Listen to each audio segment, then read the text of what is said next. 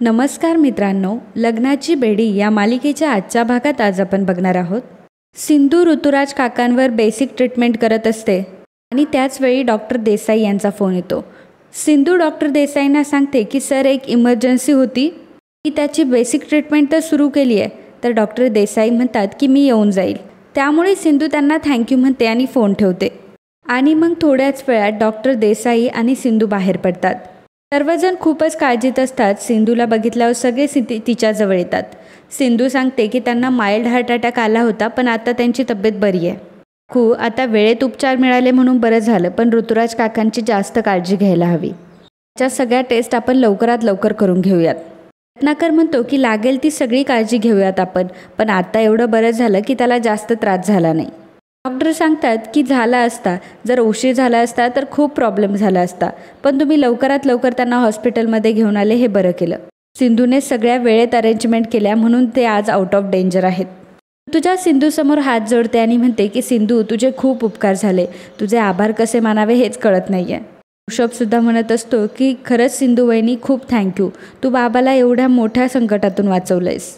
सिंधू म्हणते की माझे आभार मानायची काही गरज नाही, मी तर फक्त माझं कर्तव्य पार पाडत होते. माफ करा मित्रांनो, पण जर तुम्ही चॅनलवर नवीन असाल किंवा अजूनही चॅनलला जर सबस्क्राईब केलं नसेल तर प्लीज सबस्क्राईब करा आणि बेल आयकॉनवरही क्लिक करा. स्टार प्रवाहावरील सर्व मालिका तुम्हाला आमच्या चॅनलवर बघायला मिळतील. धन्यवाद. राया म्हणतो की आपल्या घरातल्यांसाठी गुड न्यूज ही आहे, आता आपल्या घरातल्यांच्या सुरक्षेसाठी घरातच एक डॉक्टर तयार झाली आहे. सिंधू म्हणते की हो, इमर्जन्सीमध्ये डॉक्टर सिंधू नेहमीच तयार असते. राघव म्हणतो की थँक्यू सो मच सिंधू, आज तू होती म्हणून काकांना एवढी चांगली ट्रीटमेंट मिळाली. आय डोंट नो, जर तू नसती तर काकाकडे एवढं चांगलं लक्ष दिलं असतं की नाही. सिंधू म्हणते की राघव सर, अहो असं नाही आहे, माझ्या जागी जर दुसरा कुठलाही डॉक्टर असता तरी त्याने काकांचा जीव वाचवण्यासाठी पूर्ण प्रयत्न केले असते. आपल्या पेशंटला काही होऊ नये याचाच प्रयत्न प्रत्येक डॉक्टर करत असतो. आमचं ते कर्तव्यच असतं आणि आम्ही तशी शपथ घेतलेली असते. डॉक्टर देसाई म्हणतात की करेक्ट आणि म्हणतात की मी येतो, तुम्ही बोलत बसा. रुक्मिणी म्हणते की सिंधू, आज सगळ्यांसमोर मला तुझ्याशी जरा महत्त्वाचं बोलायचं आहे. सिंधू म्हणते की काकू, त्याआधी मला तुमच्याशी थोडं बोलायचं आहे. काकू सॉरी, मी मगाशी घरी नाही येऊ शकले. ऋतुराज काकांना जशी वेळेत ट्रीटमेंट मिळावी तशीच प्रत्येक पेशंटला वेळेतच ट्रीटमेंट मिळायला हवी असाच आमचा प्रयत्न असतो, आणि इथे इमर्जन्सी होती म्हणून मला इथून निघता नाही आलं. I am so sorry. Rukmini म्हणते की अगं तू काय सॉरी म्हणतेस, खरं तर मीच तुझी माफी मागायला हवी आणि मी सगळ्यांसमोर तुझे हात जोडून माफी मागते. मी तुझ्या कामावरून तुला वाटेल ते बोलले, पण तुझ्या व्यवसायाचं महत्त्व मला आज कळतंय. मला कळतंय की आपल्याला कोणत्याही क्षणी डॉक्टरांची गरज भासू शकते आणि आपल्याला गरज असताना डॉक्टर आपल्याला तिथे हवेच असतात असंच आपल्याला वाटतं. आज तू डॉक्टर झालीस, मला खरंच तुझा खूप अभिमान वाटतोय. आज ऋतुराजचा जीव तू वाचवलायस.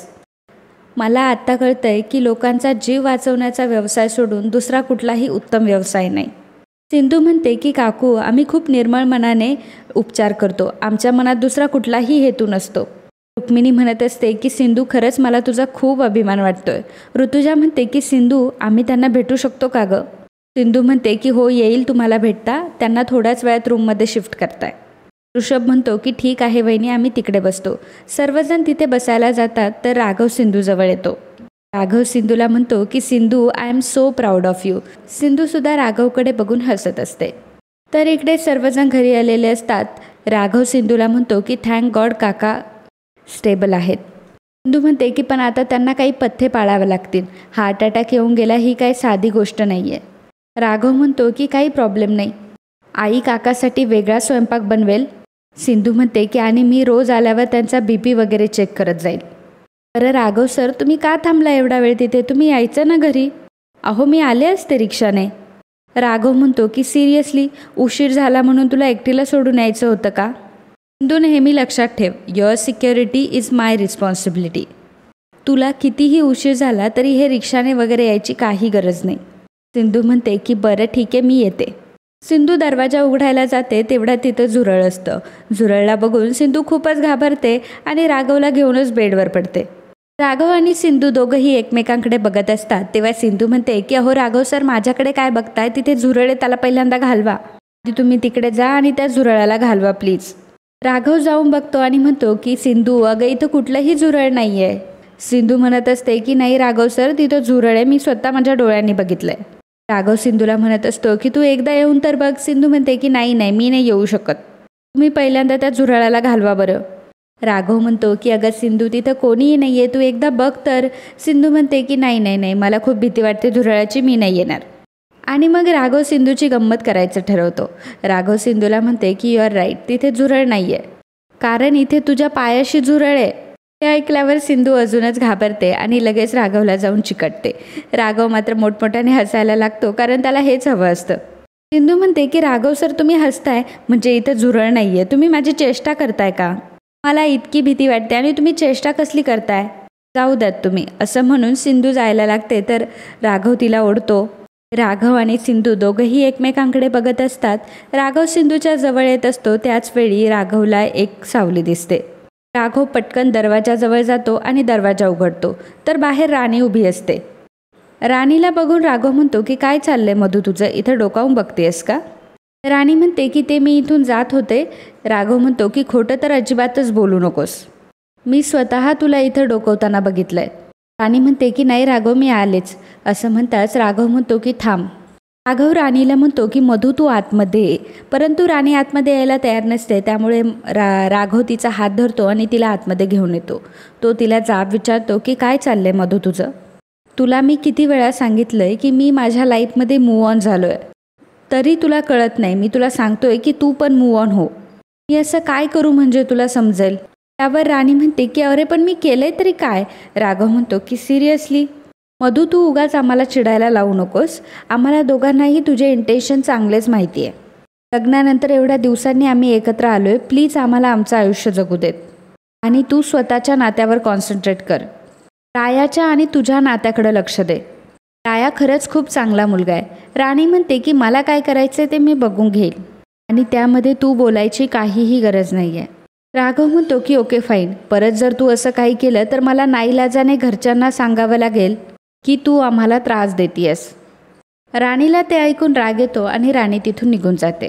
राघव सिंधूला म्हणत असतो की ह्या पोरीचं काय करू मला खरंच कळत नाही सिंधू. मी तिला इतक्या वेळा समजावण्याचा प्रयत्न केला आहे पण तिला तर काही कळतच नाही आहे. सिंधू म्हणते की मला असं वाटतं की तुम्ही इग्नोर करा. त्यांना इतका वेळा समजावून झाले तरी त्या नाही ऐकत आहे. मग आता त्यांना समजवण्यापेक्षा ते आणि राया भाऊजी एकत्र कसे येतील याचा आपण विचार करूयात. राघव म्हणतो की सिंधू आपण प्रयत्न केले नाही का, पण त्याचा काही उपयोग झाला का? सिंधू म्हणते की याचाच अर्थ मग आपले प्रयत्न कमी पडत आहे. राघव म्हणतो की मला नाही वाटत काय होईल. जोपर्यंत मधू तिचं आणि रायाचं नातं ॲक्सेप्ट करत नाही तोपर्यंत काहीच उपयोग नाही आहे. तर इकडे सिंधू किचनमध्ये आलेली असते आणि तिला राघवने आणि सिंधूने एकत्र घातलेले क्षण आठवत असतात. तेवढ्यातच राणी तिथे येते. राणीचा चेहरा खूप उतरलेला असतो. तिला बघून सिंधू म्हणते की मधुताई तुम्हाला काही हवंय का?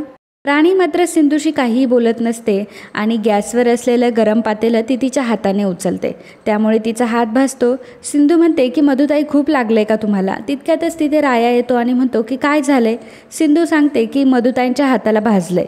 राया खूपच पॅनिक होत असतो. राया राणीला म्हणतो की अगं किती भाजलंय तुला? सिंधू तू जरा बर्फ घेऊन येतेस का? सिंधू म्हणते की आलेच. राया राणीला म्हणतो की अगं राणी तू इथे काय करायला आली होतीस? तुला काय हवं होतं तर मला सांगायचंस, नाहीतर सिंधू होतीच नाही. ते बघ बरं काय करून घेतलंस तू. राया राणीची खूपच काळजी घेत असतो. ते बघून सिंधूलाही खूप छान वाटत असतं. राया राणीच्या हातावर बर्फ लावून देत असतो तेव्हा सिंधू म्हणते की अहो राया भाऊजी एवढं काही नाही झालंय, थोडंसं भाजलंय हो फक्त. त्यावर राया लगेच म्हणतो की नाही अगं सिंधू तू हिला ओळखत नाही, ती स्वतःची अजिबात काळजी घेत नाही आणि याला आता औषधसुद्धा लावणार नाही. ती घरातल्या सगळ्यांसाठी सगळं काही करेल पण स्वतःकडे लक्ष कधी देणार नाही ही मुलगी. राया राणीची अगदी फुलाप्रमाणे काळजी घेत असतो आणि हे बघून राणीसुद्धा रायाकडे बघायला लागते. रायाची राणीबद्दल असलेली काळजी ही रायाच्या डोळ्यातच तिला दिसत असते. राणीला राघवचं बोलणं आठवत असतं की मी तुला किती वेळा सांगितलंय की तू तुझ्या लाईफमध्ये मूव ऑन हो. मी झालोय. लग्नानंतर आम्ही इतक्या दिवसांनी एकत्र आलोय, प्लीज आम्हाला आमचं आयुष्य जगू दे आणि तू स्वतःच्या नात्यावर कॉन्सन्ट्रेट कर. तर इकडे सकाळ झाल्यावर राघव नाश्ता करत असतो आणि सिंधू राघवशी बोलत असते. त्याचवेळी रुक्मिणी बाहेर येऊन तुळशीची पूजा करत असते. सिंधू रुक्मिणीला म्हणते की गुड मॉर्निंग काकू, तुमच्यासाठी मी खास पोहे बनवले, अगदी तुम्हाला आवडतात तसे. राघव सर अहो तुम्ही पण घ्या ना. सिंधू म्हणते की राघव सर थांबले होते तुमच्यासाठी. राघवच्या तोंडात घास असतो. रुक्मिणी म्हणते की हा खरंच थांबला होता का? रुक्मिणी म्हणते की आणि मला आवडतात म्हणून शेंगदाणे वरून तळून घातलेत. तर सिंधू आणि राघवमध्ये मात्र खुनवाखुनवी चालू असते. रुक्मिणी म्हणते की नक्की काय अपेक्षित आहे तुम्हाला दोघांना माझ्याकडून? काय आहे, मी काल जन्माला तर नाही आले. साधारण मी मूर्ख नाही आहे, बावळट नाही आहे. मला समोर घडलेलं सगळं काही कळतं. तेव्हा माझ्याकडून तुम्हाला काय हवं आहे ते पटकन सांगायचं. सिंधू म्हणते की नाही नाही काकू, तसं काही नाही आहे. खरंच असं मनापासून वाटलं तुमच्या आवडीचं करावं म्हणून केलं आहे. पण एक तुम्हाला सांगायचं आहे, तुम्ही मला नेहमी म्हणत असताना ही सिंधू नको त्या गोष्टी करत असते आणि यावेळी मी आता जे काही करणार आहे ते मी तुम्हाला सांगून करणार आहे, म्हणून मला तुमची गरज हवी आहे. काहीही प्रॉब्लेम होणार नाही याची गॅरंटी माझी. रुक्मिणी म्हणते की आता नवीन काय गोंधळ घालायचा आहे तुला? त्यावर सिंधू म्हणते की गोंधळ छे काकू, काहीच गोंधळ नाही. तुमचा माझ्यावर विश्वास नाही का? तर रुक्मिणी म्हणते की नाही नाही, माझा तुझ्यावर तर विश्वास आहे, पण राघव काय ना तुझ्या बायकोच्या डोक्यात जे काही चालतं ना त्याच्यावर काय माझा विश्वास नाही. सिंधू म्हणते की काकू असं काहीही होणार नाही. मी एक काम करते, सगळ्यांना बाहेर बोलवते आणि सगळ्यांना एकत्रच सांगते. सिंधू सर्वांना बोलावून घेते एक्सेप्ट राणी आणि राया. सिंधू सर्वांना म्हणते की राया भाऊजी आणि मधुताईंची ॲनिव्हर्सरी जवळ आली आहे, आपण सगळे मिळून त्यांना एक छान सरप्राईज देऊयात. त्यावर राजश्री म्हणते की छान कल्पना आहे, पण काय करायचं आहे आपण? तर ऋषभ म्हणतो की अगं वहिनीने ठरवलं म्हणजे कल्पना छानच असणार आणि ती चांगलंच करणार. सिंधू म्हणते की तसे माझ्याकडे बरेच प्लॅन आहेत, पण त्यातला एक प्लॅन असा आहे की आपण सगळ्यांनी मिळून, असं म्हणताच राया आणि राणी तिथे येतात. त्यामुळे सिंधू बोलायचं थांबते. राया सांगतो की माझं जरा बँकेत काम आहे, त्यामुळे मी आणि राणी तिथे जाऊन येतो.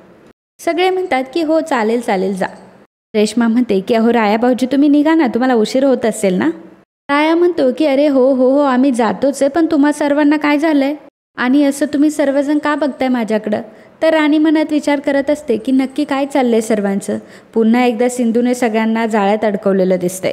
आणि मित्रांनो, आजचा हा भाग इथेच संपतो. पुढील भागात आपल्याला पाहायला मिळणार आहे तर एक मुलगा दाखवलेला असतो आणि तो गुंड असतो. तो बाटलीने त्याचा हात कापतो आणि त्याच्या रूममध्ये सिंधूचे 2 फोटो ठेवलेले असतात. सिंधूच्या फोटोभोवती दोन्ही हातांनी तो लव काढतो आणि म्हणतो की खूप वाट बघायला लावलीस ग तू. आता तुझ्यामध्ये आणि माझ्यामध्ये तुझा बापसुद्धा येऊ शकत नाही आणि तो राघव रत्नपारखीसुद्धा. तर आता हा नवीन व्यक्ती कोण आहे हे आपल्याला लवकरच कळेल. तर मित्रांनो, असेच लग्नाची बेडी या मालिकेचे अपकमिंग एपिसोड बघण्यासाठी आत्ताच आपल्या चॅनलला सबस्क्राईब करा. आणि आजचा हा एपिसोड तुम्हाला आवडला असेल तर व्हिडिओला लाईक आणि कमेंट करायला अजिबात विसरू नका. धन्यवाद.